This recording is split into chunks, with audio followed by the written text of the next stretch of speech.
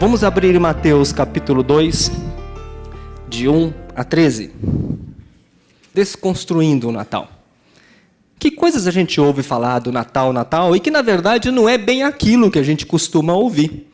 Mateus capítulo 2,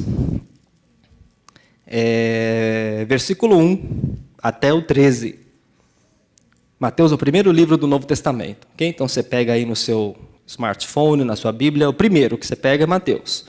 Capítulo 2 diz assim: a visita dos magos, depois que Jesus nasceu em Belém da Judéia, nos dias do rei Herodes, magos vindos do Oriente chegaram a Jerusalém e perguntaram: onde está o recém-nascido rei dos judeus?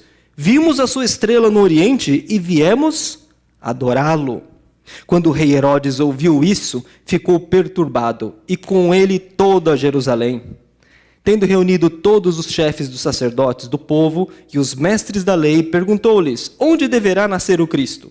E eles responderam: em Belém da Judéia, pois assim escreveu o profeta. O profeta aqui no caso é Miqueias. Miqueias capítulo 5, versículo 2.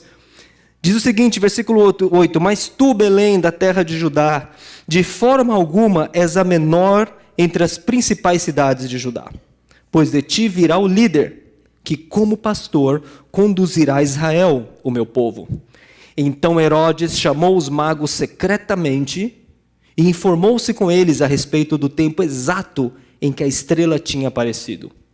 Enviou-os a Belém e disse: vão informar-se com exatidão sobre esse menino. Logo que o encontrarem, avisem-me, porque eu vou também adorá-lo. Aqui para você, cara, vai nada adorar, ele queria matar o cara. Depois de ouvirem o rei, eles seguiram o seu caminho, os magos no caso. E a estrela que tinham visto no Oriente foi adiante deles, até que finalmente parou sobre o lugar onde estava o menino. Quando tornaram a ver a estrela, encheram-se de alegria. Ao entraram na casa, viram o menino com Maria, sua mãe, e prostrando-se, o adoraram. Então abriram seus tesouros e lhe deram presentes: ouro, incenso e mirra. E tendo sido advertidos em sonho para não voltarem a Herodes, retornaram à sua terra por outro caminho. Depois partiram. Algumas coisas interessantes, né? Eu tive dificuldade também, porque a gente está acostumado a falar 3 reis magos. Primeiro que a Bíblia, você está vendo o número 3 aqui? Sim ou não? Eu vou perguntar de novo. Vocês têm uma série de dificuldades às vezes, né? Com perguntas básicas, mas a gente vai chegar lá. Está escrito aqui o número de magos, sim ou não? Não, você pode falar, se você leu, não está. Então significa que não são necessariamente 3. A tradição do cristianismo na Síria diz que eram 12. Essa história de 3 apareceu depois. E deram até nome para cada um dos 3. E disseram inclusive que um era etíope e outro era árabe. Não dá para saber. Não dá para saber. Então a primeira coisa que a gente tem que entender nessa desconstrução é que eles não eram 3. O segundo ponto importante é que é muito provável que esses magos do Oriente não tenham participado do momento de nascimento de Jesus. Quando você vê o presépio é aquela coisa, né? Tem Jesus, Maria, os bichinhos. E é comum a gente ver os 3, que não eram 3 necessariamente, magos no presépio, não é isso? Muito provável, quase certo, eles não estavam no momento do nascimento de Jesus dentro do celeiro. Tanto que aqui no trecho eles visitaram a casa onde eles estavam. Então, muito provável, os magos não estavam no momento em que Jesus nasceu. Até semana passada, a Celise ia dar aula para as crianças, tinha um kit ali para recortar com as crianças ali, né? Deu uma confusão em casa por causa daquele kit. Por quê? Porque tinham os 3 que não eram 3 e tinham os magos que não estavam no momento do nascimento. Eu falei, deixa para lá, cara, para não ficar aqui. Às vezes é melhor você ser feliz do que... Você quer ter razão ou ser feliz, não é? Deixa os 3 magos sendo. Domingo que vem a gente fala, não é? Não eram 3. Eles provavelmente, quase certamente, não estavam no momento do nascimento de Jesus. Eles chegaram depois. Alguns comentaristas dizem que foi depois entre o nascimento e 40 dias, e outros dizem que foi até... Eles podem ter chegado depois de 1 ano e meio ou 2. Que fofo, viram Jesus andando. Se eles chegaram com 1 ano e 2, eles viram Jesus andando. viram Jesus no mínimo engatinhando. É muito legal a gente ler trechos onde não tem todas as informações, não é? A nossa imaginação vai longe, estimula a nossa criatividade e a busca por mais informações. E terceiro, que equivocadamente nós lembramos apenas os presentes que os magos do Oriente trouxeram à família de Jesus. E esta não é a mensagem principal. Os presentes que eles trouxeram. Não é, e a gente vai ver isso ainda hoje, se der tempo. A Bíblia traz personagens misteriosos, né? Eles aparecem, rapidamente eles somem. E os magos são esses. E aqui vale uma investigação no estilo de Criminal Minds e CSI. Eu adoro essa série. Não pode falar adoro. Eu gosto muito dessas séries. Gosto muito. Tem umas lá que eu não gosto muito, mas CSI e Criminal Minds eu gosto de assistir. Algumas perguntas, por que o autor fez questão de mencionar esses magos do Oriente? Qual era a crença deles? Como que eles sabiam e tiveram tanta certeza de que a estrela era o sinal do nascimento de Jesus? E interessante que eles sabiam que aquilo era o sinal do nascimento, mas eles não sabiam a cidade. A cidade onde Jesus ia nascer, que o profeta Miqueias disse? Aonde? A gente acabou de ler aqui. Belém. Jesus nasceria em Belém. Eles sabiam que a estrela, a leitura dos astros dizia, mas eles não sabiam a cidade. Por que o nascimento do Messias se tornou tão relevante a ponto de tirá-los de suas terras, porque eles não eram da região, se arriscarem numa viagem longa apenas para adorar esse recém-nascido? E ao verem Jesus, filhos de pais de classe média, habitando em um local simples, por que eles acreditaram que aquele menino era alguém tão importante para a história dos povos? Quando se fala que alguém vai mudar o mundo, você não imagina que você vai entrar numa casa de classe média, né, com 2 quartos, banheiro, uma suíte, né, 60, 70 metros quadrados, talvez menos. Você não imagina que uma pessoa tão importante vai estar num lugar como esse. E era exatamente onde Jesus mais ou menos estava. Outros magos apareceram na Bíblia mais de uma vez. E um exemplo deles é Daniel. Daniel, vocês lembram da história de Daniel, na cova dos leões e tudo mais. Daniel era conselheiro, era board member de 3 imperadores. Ele era membro do conselho de Nabucodonosor e mais outros 2 imperadores babilônicos e persas também. E ele fazia parte do conselho junto com diversas outras figuras que existiam. Dentre eles, um grupo de magos. E uma das funções que tinham os magos era desvendar sonhos. E os imperadores na época tinham muitos sonhos. Os caras deviam mandar uma manguaça, inventavam um monte de coisa e chamava ali a galera para interpretar. E Daniel interpretou um sonho que nenhum mago conseguiu interpretar. E aí armaram para Daniel, lembra? Armaram para ele, jogaram ele na cova. É importante, não foram os magos que armaram para Daniel. Foram outras pessoas. É muito possível, alguns comentaristas dizem, que Daniel se tornou muito influente entre os magos da época, que não eram magos só no sentido de magia negra, mas eram também homens sábios. Também é entendido em alguns trechos da Bíblia, se refere-se à classe dos magos como pessoas, homens sábios. E é possível que os magos daquela época tenham ganhado muito respeito de Daniel. E é possível que Daniel tenha transferido para ele os conhecimentos que ele tinha sobre o Deus Criador e, inclusive, a vinda do Messias. E por isso, estes magos que foram encontrar com a família de Jesus, talvez tenham obtido fragmentos de informações de Daniel. Havia diferentes classes sociais de magos. Na Bíblia você vê magos como esse, conselheiros de imperadores, mas você vê os magos também ali na rua, faziam umas adivinhações e ganhavam uns trocados. Eram diversas categorias. Esses magos eram muito importantes naquela sociedade, por vários motivos, mas principalmente 2. Eles conheciam astronomia e matemática. Basicamente, eles sabiam ler os astros. E misturavam um pouco o que nós entendemos hoje como astronomia e astrologia. Misturavam. Os persas, por exemplo, tinham uma religião muito forte, que era o zoroastrismo. E os magos da Pérsia sabiam interpretar muito bem todas as constelações, os luminares que existem disso. Por que era importante entender sobre astronomia da época? Por que isso era importante? Por motivos comerciais. Na época, a economia dependia basicamente da agricultura, navegação e pesca.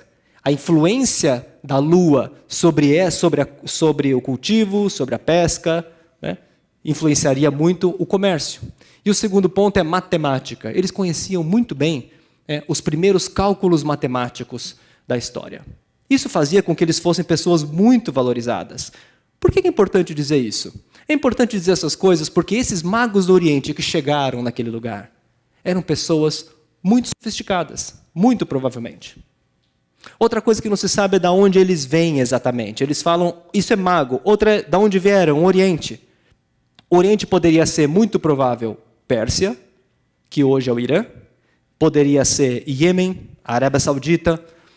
Li alguns comentários que dizem até que eles poderiam, alguns terem vindo da Ásia Central, região da Mongólia, Paquistão. E o fato de virem de longe nos revela um pouco da classe social que eles estavam. Por dois motivos também. Viagens longas naquela época eram extremamente arriscadas, muito. A chance deles serem assaltados no trajeto era grande. Tinham como se fossem piratas da Somália. Tinham gangues especializadas em assaltar comerciantes. Portanto, você fazer uma viagem longa exigia que você viesse com um comboio de segurança. Mete lá, Haganah, não é aquele que você contrata, né? Hammer, põe um monte de coisa para tomar conta, porque você poderia ser assaltado. Portanto, podemos dizer que os magos do Oriente, quando chegaram, não chegaram sozinhos, chegaram com uma comitiva. E que deveria incluir tradutores e deveria incluir os seguranças. O segundo motivo que pode nos levar a pensar que os magos do Oriente também eram da alta sociedade são os custos. Viajar era muito caro e viajar longe. Não tinha decolar.com, galera. Decolar.com. Pega para o estagiário, ó, pega aí uma passagem do Black Friday, Teherã, Jerusalém. Eles precisavam de animais fortes, eles precisavam de carruagens e dinheiro para pagar a hospedagem. Tudo isso, por evidências, nos mostram que esses magos eram diferentes. E tem um fator que é o nível de influência. Quem chamou eles para conversar? Herodes. Herodes é tipo de um Donald Trump, que usava ferramentas diferentes para poder dominar, mas não era muito diferente, talvez, em sua essência. E ele, pessoas como essa, não chamam qualquer um que está andando por aí. O fato dele ter ouvido que é possível que tenha nascido um outro rei que não sou eu, que inclusive ele se achava o próprio Deus, alguma coisa ele deveria descobrir. E o fato de ter chamado esses magos do Oriente também pode ser uma evidência. É possível que eles tivessem um nível de influência muito grande. E um outro traço da cultura desses magos é que é possível que eles fossem poliglotas. Vindos do Oriente, eles não falavam a língua que se falava em Jerusalém. E é possível que quando eles chegaram em Jerusalém, o que eles perguntaram? Aonde está o rei dos judeus? Que nós viemos aqui para adorá-lo. E todos entenderam. Então, possivelmente, eles falavam aquela coisa do currículo básico, Inglês, português, espanhol, se possível francês, alemão. É possível que eles falassem outras línguas. E se não falavam outras línguas, eles levaram os tradutores certos. Portanto, esse contexto todo que nós temos só para falar desses caras, isso torna a história ainda mais interessante. E nos traz 3 mensagens que eu acho que são as mensagens que mexem conosco. A primeira delas é que todos podem entender os sinais de Jesus Cristo, mesmo no meio de períodos turbulentos, ruídos, confusões políticas e sociais. Os magos eram especializados em diversas ciências, dentre elas conseguir entender os sinais que os astros, estrela, planeta, tudo isso nos mostram. E a época era uma época também conturbada. O Império Romano dominava e encontrar com alguém do Império Romano não era algo fácil. Pelo outro lado, outros impérios, como a decadência do Império Persa, isso tudo somado trazia um ambiente de confusão e de muita gente falando muita coisa. A Bíblia relata que somente 2 grupos de representantes da sociedade visitaram Jesus. Quando Jesus nasceu, o anjo apareceu a um grupo de pessoas. Quem era esse grupo de pessoas que o anjo apareceu? Os pastores. Quem eram os pastores naquela sociedade? Eram pessoas de classe média, trabalhadores. Era gente que toca o seu dia a dia. Mas não era gente que trabalhava e podia acumular um grande patrimônio numa vida só. Era gente como eu e você, que acorda todo dia, trabalha, dá duro. Esses eram os pastores. O segundo grupo, que foi avisado, aliás, que conseguiu entender que Jesus Cristo, o Messias, havia chegado, é este grupo de magos do Oriente. Os poderosos da época não entenderam a mensagem. Tampouco aqueles que viviam dentro das igrejas da época. Eles não compreenderam. Esses dois grupos compreenderam que Cristo, o Messias, havia chegado. O acesso a Jesus Cristo, a primeira mensagem que todos podem entender os sinais, o acesso a Jesus Cristo e a compreensão da sua mensagem, o seu amor está disponível para todos. Estão disponíveis para serem compreendidos por todos. Gênero, orientação sexual, escolaridade, não são limitadores para conhecer quem é Jesus Cristo. Todos e absolutamente todos podem compreender, sentir, crer e adorar o Salvador. Há algumas décadas, em algumas regiões do planeta, era muito comum você ouvir que Jesus Cristo estava aparecendo em sonhos. Existem algumas regiões do mundo hoje onde a palavra Jesus Cristo não existe. E de uma forma misteriosa, as pessoas sonhavam com alguém dizendo, eu sou Jesus. E desesperadamente elas começavam a procurar informações sobre esse Jesus. Há décadas atrás não tinha Google, não tinha essa plataforma tecnológica. Então quem eles iam? Aos estrangeiros, aos missionários. Não são poucos os depoimentos de missionários que receberam pessoas que vieram até eles e falaram, eu sonhei com Jesus. Particularmente, eu encontrei uma pessoa dessa no deserto do Saara. Uma mulher que havia sonhado com Jesus. E ainda bem que tinham pessoas ali para poder explicar quem era Jesus. Hoje mudou. Eu estive em um lugar, há poucos anos atrás, onde depoimentos não são de pessoas que estão sonhando com Jesus. Elas estão vendo Jesus acordadas. E são países onde você não pode tomar álcool, então não dá para tentar dar uma... né? Eles estão ali, levando as suas vidas, e aparece Jesus na frente deles. E diz, eu sou Jesus Cristo. Em alguns casos, mais de um diz, eu sou Jesus Cristo e o seu lugar não é aqui. Como explicar essas coisas? Como explicar essas coisas? E essas pessoas, quando têm essas visões, qual o primeiro lugar que ela vai já hoje em dia? Google. E eles digitam a palavra na língua delas, que eles ouviram, Jesus Cristo, na língua delas. E existem diversas pessoas, projetos que estão colocando conteúdos na internet, páginas na internet, né, alimentando e explicando quem é esse Jesus Cristo. A palavra de Deus já nos diz que, se nós não clamarmos, as pedras clamarão. No contexto que nós estamos vivendo hoje do nosso país, contexto difícil, os sinais de Jesus Cristo continuam vivos. E nós podemos compreendê-los, assim como os magos do Oriente compreenderam. A segunda mensagem que os magos do Oriente nos trazem é que perseguição é a marca de quem encontrou Jesus Cristo. Os magos correram dois riscos. Ao lerem que o Messias, o rei dos judeus, chegou, nós temos que ir lá adorá-lo. Decidiram sair e correram dois riscos. O primeiro risco que eles correram foi um risco político. Eles saíram muito provavelmente de uma terra que não era território do Império Romano para ir até o território do Império Romano. Esse é o primeiro risco que eles corriam, o risco de serem hostilizados por esse outro lugar. O segundo risco que correu, que está muito claro aqui na Bíblia, foi de desobedecer a ordem do imperador. Cara, você tenta imaginar você desobedecer, você tem medo de desobedecer seu chefe, cara. Imagina desobedecer o imperador, tem medo de desobedecer sua mulher, não é, cara? É. Você desobedecer o imperador não era coisa assim, mais ou menos. O cara lá, ele acabava com a sua vida num segundo. E eles desobedeceram a ordem de Herodes. Herodes chamou e falou assim, você vai saber onde está Jesus. E aí você me fala porque eu quero ir adorá-lo. E então tiveram um sonho, viram que não era para falar e voltaram por outro caminho que vieram. Meus caros e minhas caras, a gente já tem dito aqui algumas vezes. A marca do verdadeiro cristianismo é a perseguição. Se todo mundo gosta de você, Onde você vai, você é o queridinho, queridinha. É porque muito provavelmente você não está confrontando a injustiça desse mundo. É provável que você não esteja dando o testemunho como discípulo e discípulo de Cristo, porque a perseguição é marca de todos aqueles que se aproximaram de Jesus Cristo. Não existem encontros casuais com Jesus. Essa semana eu almoçava com um amigo, ele acabou de voltar de algumas regiões onde a perseguição a cristãos é muito forte.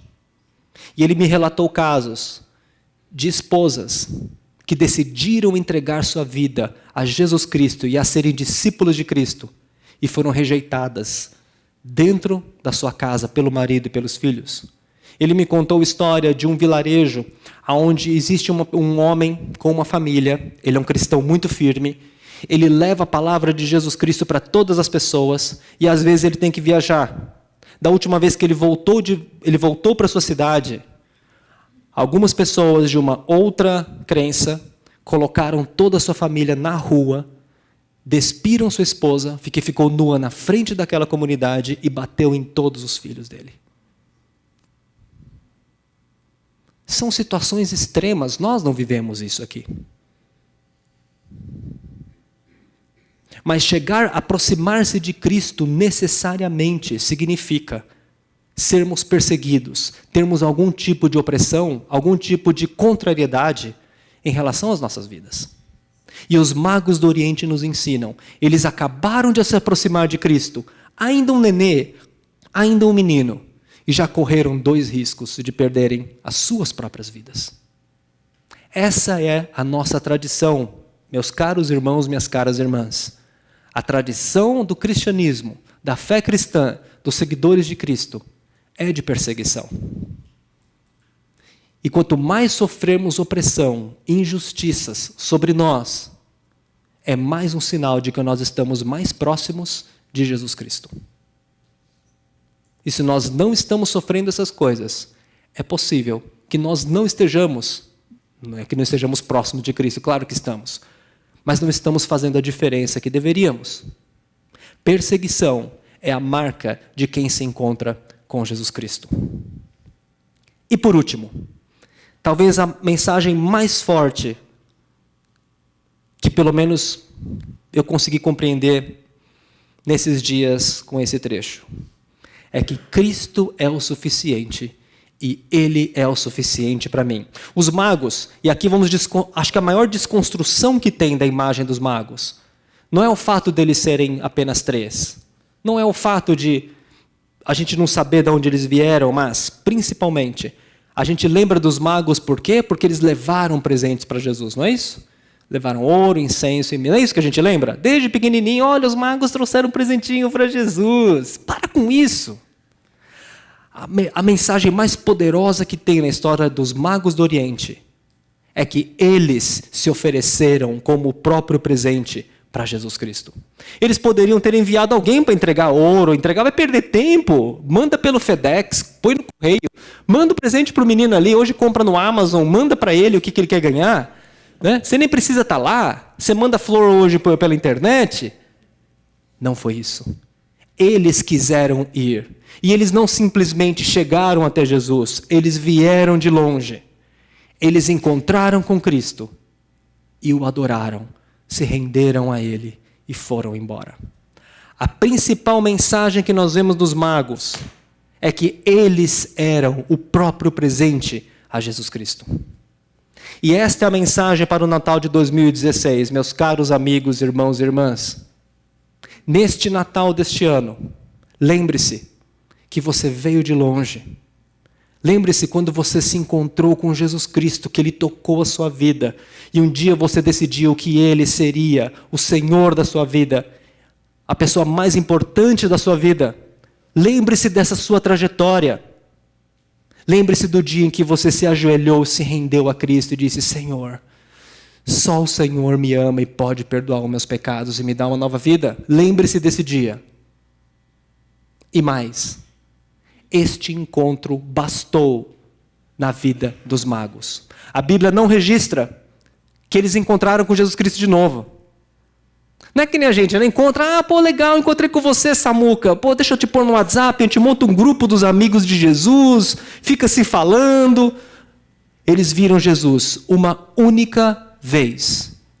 E é provável que nunca mais tenham se encontrado com Jesus Cristo. E aquilo bastou na vida deles. Um encontro foi o suficiente para eles entenderem quem era que estava na frente deles.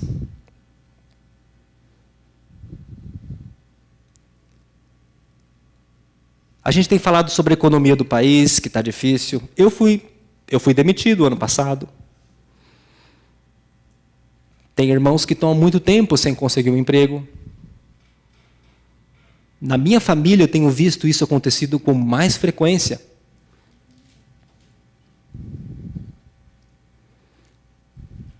Alguns que têm negócios estão tendo dificuldade em manter os seus negócios. Alguns comerciantes, outros profissionais autônomos. Mas o que o pastor Paulo falou para nós hoje, nós que somos discípulos e discípulas de Cristo, atravessamos esses momentos de uma forma diferente. E a mensagem que os magos do Oriente nos dão é essa: ao atravessar esses momentos, lembre-se que você veio de longe, você encontrou com Jesus, você se rendeu a Ele, e isso basta.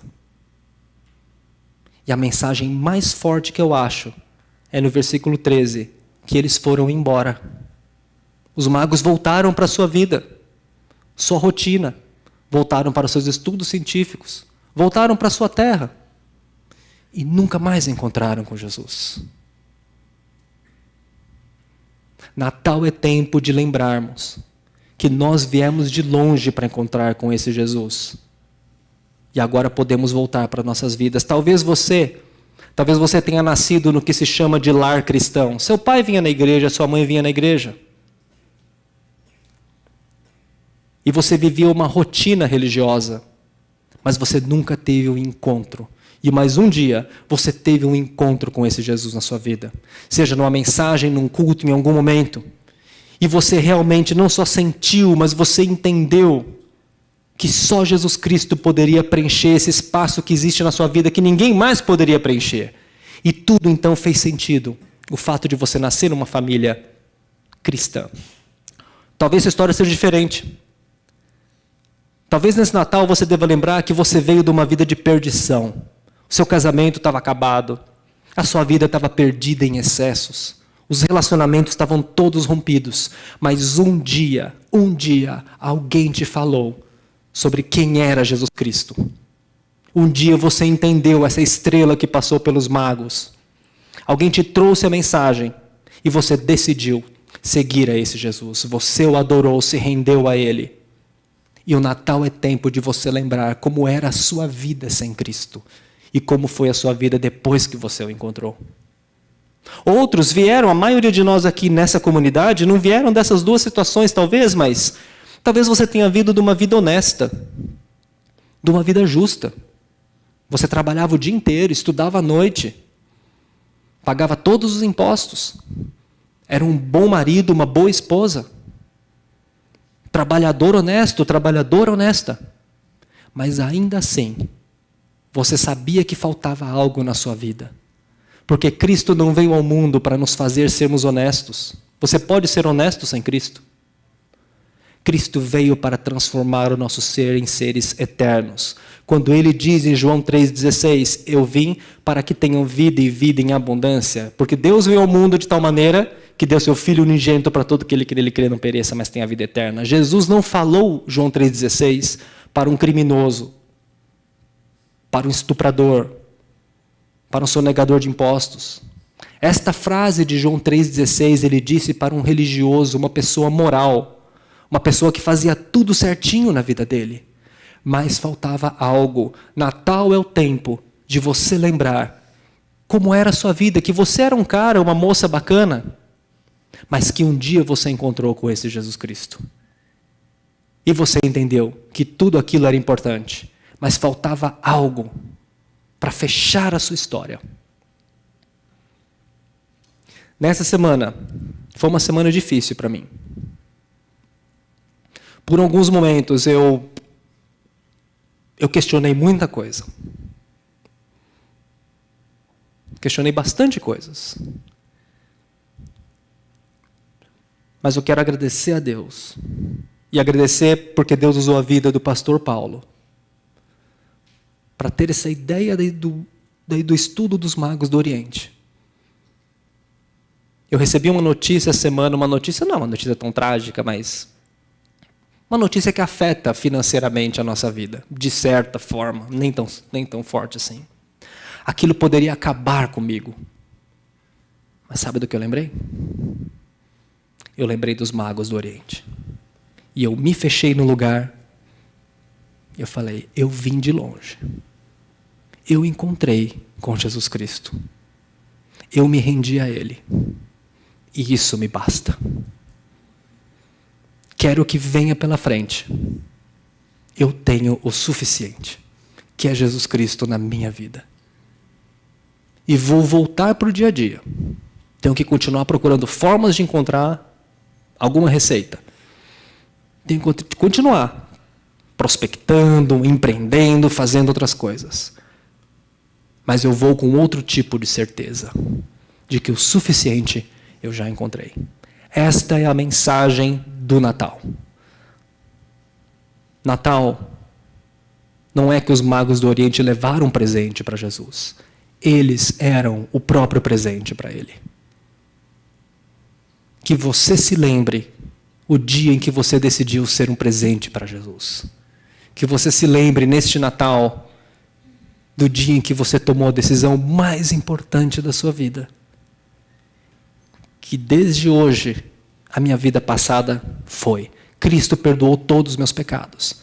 E ainda que eu possa sofrer rejeição do meu marido, da minha esposa, dos meus filhos, do meu trabalho, a partir de hoje, eu quero Jesus Cristo como principal na minha vida. Lembre-se desse dia. É isso que os magos do Oriente nos ensinam. Que um dia você veio de longe, encontrou com o Senhor, se rendeu a Ele, e que isso basta. Isso é o suficiente para você voltar agora para a sua vida. E ainda que nada mais aconteça na sua vida. Nada mais. Já imaginou se Cristo nunca mais falasse com você? Já imaginou se você nunca mais sentisse a presença de Deus na sua vida? Mas primeiro e segundo os magos aqui, nunca mais eles encontraram com Jesus. E aquilo bastou. Eles compreenderam que Cristo era o suficiente.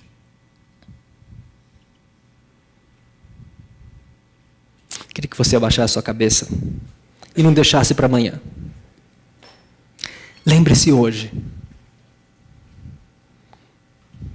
Faça do Natal desse ano como os magos do Oriente.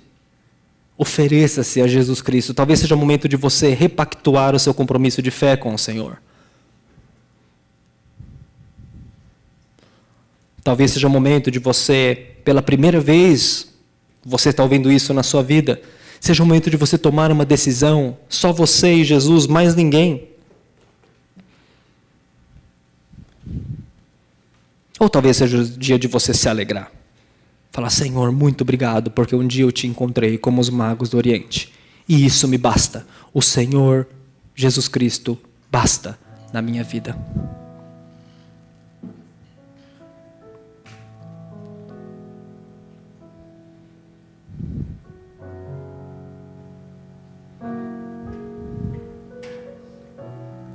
Senhor, nós te agradecemos porque Mateus deixou registrado a história desses homens que vieram de longe, de uma outra cultura, compreenderam que o Messias tinha chegado.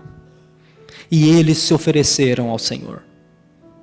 Resgata, Senhor, esses dias. Resgata, Senhor, na nossa memória, o dia que nós encontramos com o Senhor. E também, a partir de hoje, novamente, Senhor, nós reconfirmamos nosso compromisso, que o Senhor nos basta. Temos o suficiente. Alguns aqui, Senhor, estão tendo dificuldades, tanto em termos financeiros, outros dificuldades não financeiras, mas em forma como pensar a sua vida daqui para frente. 2015 e 2016 não têm sido anos fáceis aqui no Brasil e provavelmente 2017 não será. Provavelmente não será. Mas o que nós aprendemos aqui, Senhor, dos magos do Oriente, é que o Senhor nos basta. Desde que tivemos um encontro contigo, isso é o suficiente. Podemos voltar para a nossa vida.